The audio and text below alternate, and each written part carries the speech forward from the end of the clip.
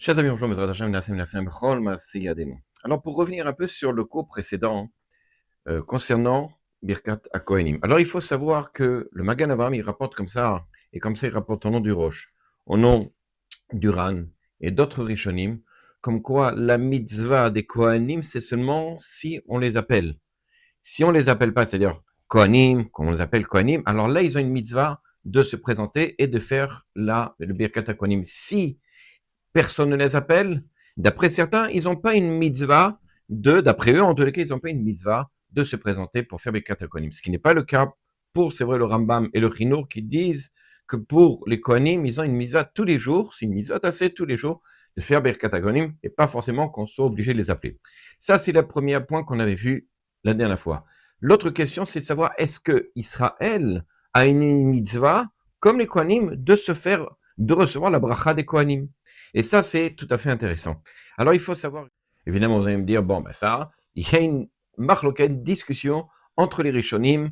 Est-ce que vraiment il y a une mitzvah chez Israël de recevoir la bracha Birkat HaKohanim? Alors, il faut savoir que dans le Sefer Chassidim et d'autres Rishonim, comme quoi il y a une mitzvah de la Torah de répondre Amen au Birkat HaKohanim.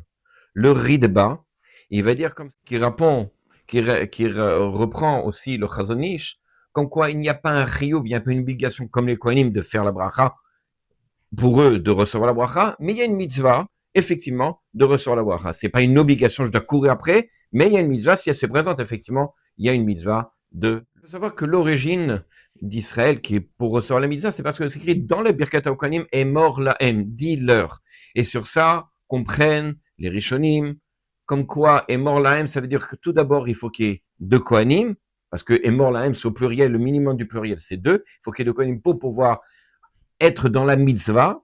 Et l'autre chose, c'est écrit Emor Lahem, dis-leur. C'est-à-dire qu'en fait, et on revient à ce qu'a dit le Roche et le Tour et le Magan Avraham, comme quoi il faut appeler les Kohanim à faire la bracha. Emor Lahem, dis-leur. Donc effectivement, la mitzvah est aussi dans le fait de leur dire et qu'il soit au moins un minimum de deux. À bientôt.